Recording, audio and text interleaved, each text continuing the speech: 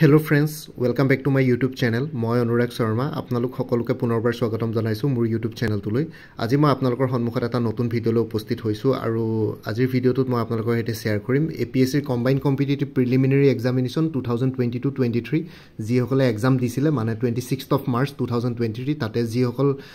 schedule caste candidates আছিল তো তেওঁলোকৰ কাৰণে যোনটো ফাইনান্সিয়েল এসিস্টেন্স আছিল তো হে ফাইনান্সিয়েল এসিস্টেন্সৰ নোটিফিকেশন আহি গল তো আপোনালোকে এইখনটো মই এখন নিউজ পেপাৰৰ পৰা পাইছো কিন্তু আপোনালোকে এখন ফৰ্মখন আপোনালোকে directorate of welfare of SC and BC তাতে অফিচিয়েল ওয়েবসাইটত পাই যাব হয়তো তাতে এভেইলেবল আছে মই চেক কৰা নাই বাৰু কালি ওয়েবসাইটটো খোলা নাছিলে আৰু এই ফৰ্মখন ফিল কৰি পেলাই আপোনালোকে এই এড্ৰেছটো দিব লাগিব ঠিক আছে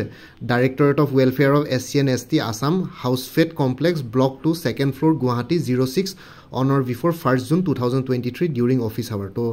1 June 2023 চনৰ আগতে আপোনালোকে এইখন সাবমিট কৰিব লাগিব আৰু ফৰ্মখন এইখন financial assistance to scheduled caste candidates for appearing combined competitive examination main 2023 recent photograph of ক্যান্ডিডেটৰ ৰিসেন্ট ফটোগ্ৰাফ এখন ইয়াতে লগাব তাৰ পিছত সিৰিয়েল নাম্বাৰ দি আছে 1 2 3 4 কে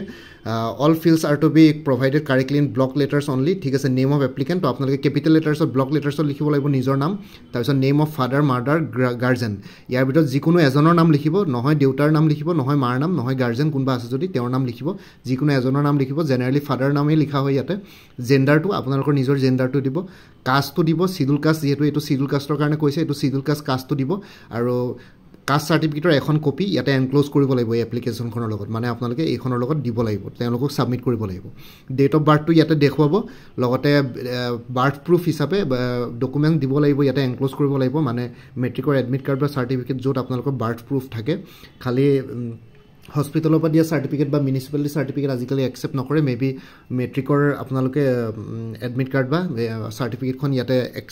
দিব লাগিব য'ত মানে আপোনালোকৰ ডেট অফ বাৰ্থটো মেনশন আছে মোবাইল নাম্বাৰটো ইয়াতে দিব ইমেইল আইডি দিব কাৰণ মোবাইল নাম্বাৰ আৰু ইমেইল আইডিটো ইম্পৰ্টেন্ট তাতে কিবা কিবি নোটিফিকেশন আহি থাকিব আপোনালোকৰ এডুকেশন কোৱালিফিকেশনটো ইয়াতে শো কৰিব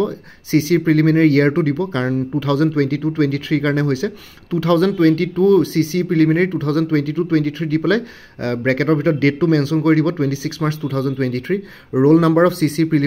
preliminary আপোনালোকৰ roll number কি আছিল আৰু এডমিট কাৰ্ডখনৰ এখন কপি ইয়াতে এনক্লোজ কৰি দিব এড্ৰেছটো দিব কৈছে এড্ৰেছ দি পেলাই লগতে এড্ৰেছ প্ৰুফ ডকুমেন্টস ইয়াতে দি দিব আপোনালোকে ভিলেজ বা city post office district state pin number ইয়াত দি দিব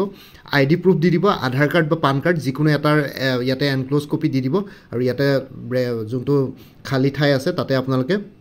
আইডি প্ৰুফৰ নামটো দি দিব পান কাৰ্ড বা আধাৰ কাৰ্ড আৰু লগতে আধাৰ কাৰ্ড বা পান কাৰ্ড যোনখনৰ ইয়াতে মেনশন কৰিব নাম তাৰে এটা কপি দি দিব বেংক ডিটেইলছ দি দিব বেংকৰ পাছবুকৰ কপি এটা দি দিব ফ্ৰন্ট পেজৰ কপি এটা দি দিব ফ্ৰন্ট পেজটো য'ত IFSC কোড একাউন্ট নাম্বাৰ আপোনাৰ নাম এড্ৰেছ সেইখিনি ফটো থাকে সেইখিনি বস্তু ইয়াতে ফ্ৰন্ট পেজটো পাছবুকখনৰ ফ্ৰন্ট পেজটো ইয়াতে এনক্লোজ কৰি দিব বেংকটোৰ নাম দিব একাউন্ট নাম্বাৰ দি দিব IFSC কোড দিব কাৰণ আপোনালোকৰ একাউণ্টত সোমাব ফাইনান্সিয়েল এসিস্টেন্সটো আৰু enclose proof of qualified for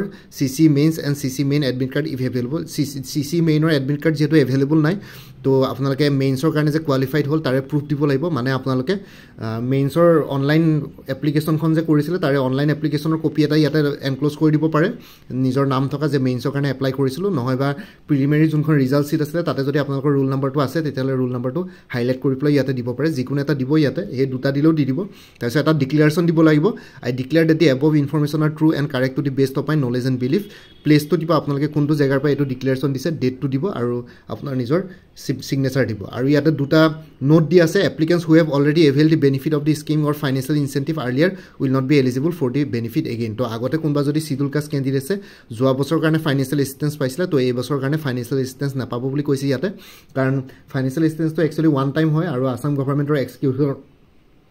এক্সকিউজাৰত মানে একচুয়ালি অকমান মানে ফান কম আছে তো হেতু কাৰণে যিনখিনি আগতে পাইছে তো তেওঁলোকে এবাৰ এপ্লাই কৰিলো আপোনালোকক চাগে স্ক্ৰুটনি কৰি পেলাই যিসকলে পাইছে তেওঁলোকক এটো ৰিজেক্ট কৰিব আৰু লিখিছে grant of financial assistance under the scheme to any SC candidate is not a matter of right financial assistance would be extended depending on the applicant satisfying the eligibility and also keeping in view the budget provision available to the purpose the selection committee reserve the right to reject any application without assigning any reason and for wrong information provided by the applicant to kiba jodi eta wrong information provide কৰে তেনে আপোনালোকৰ financial এসিস্টেন্সৰ এপ্লিকেশনখন reject কৰা হ'ব আৰু লগতে এটো depend কৰিব selection কমিটিখিনিৰ স্ক্ৰুটনিৰ ওপৰত আৰু লগতে আপোনালোকে শিডিউল কাষ্টৰ এই ফাইনান্সিয়েল এসিস্টেন্সটো এভেইল কৰিব কাৰণে আপোনালোকৰ দুটা বস্তু দৰকাৰ পৰিব আপোনালোকে শিডিউল কাষ্ট কেটেগৰীত পৰিব লাগিব আৰু লগতে আপোনালোকে APSCৰ প্ৰিলিমিনাৰী এক্সামিনেশ্যন 2022-23 ক্লিয়াৰ কৰিব লাগিব এই দুটা বস্তু এলিজিবিলিটি ক্ৰাইটেৰিয়া ফুলফিল কৰিলে হ'ব আৰু এইখন এপ্লিকেশ্যন আপোনালোকে director of welfare of schedule caste and SC and BC সেইটো ৱেবছাইটত পাই যাব চাগে ৱেবছাইটটো একচুৱেলি অপেন হোৱা নাছিলে মই নহ'লে লিংক দিয়ে দিলোহেঁতেন তো সেই ৱেবছাইটত আপোনালোকে এই এপ্লিকেশ্যন ফৰ্মখন আৰু বাকী অন্যান্য এলিজিবিলিটি ক্ৰাইটেৰিয়াখিনি তাতে পাই যাব চাগে তো বাকী ইমানে আছিলে মই জাষ্ট এই ইনফৰমেশ্যনটো দিবৰ কাৰণে ভিডিঅ'টো বনালোঁ মোৰ ভিডিঅ'ছবোৰ চাই যদি ভাল পায় মোৰ চেনেলটো ছাবস্ক্ৰাইব কৰি ল'ব আৰু লগতে আপোনালোকৰ যিমানখিনি ফেমিলি ফ্ৰেণ্ডছ ৰিলেটিভছ আৰু চিনাকি এক্সপিৰিয়েঞ্চ আছে তেওঁলোকৰ লগত মোৰ চেনেলটো শ্বেয়াৰ কৰিব লগতে কমেণ্ট ছেকশ্যনত জনাব কিবা যদি কুৱেশ্যন থাকে ডাউট থাকে মই নিশ্চয় আপোনালোকৰ কুৱেশ্যনছ আৰু ডাউটছবিলাকৰ ৰিপ্লাই দিবলৈ চেষ্টা কৰিম বাকী আজিৰ ভিডিঅ'টো ইমানতে সমাপ্ত কৰি আপোনালোক সকলোৰ পৰা বিদায় ল'লোঁ কাইলৈ পুনৰ এটা নতুন ভিডিঅ'লৈ আপোনালোকৰ সন্মুখত উপস্থিত হ'ম তেতিয়ালৈকে ভালকৈ প্ৰিপেৰেশ্যন কৰি থাকক সকলোৱে অল দি বেষ্ট থাকিলে bye and take care friends Bharat Mata কি জয় জয় আই অসম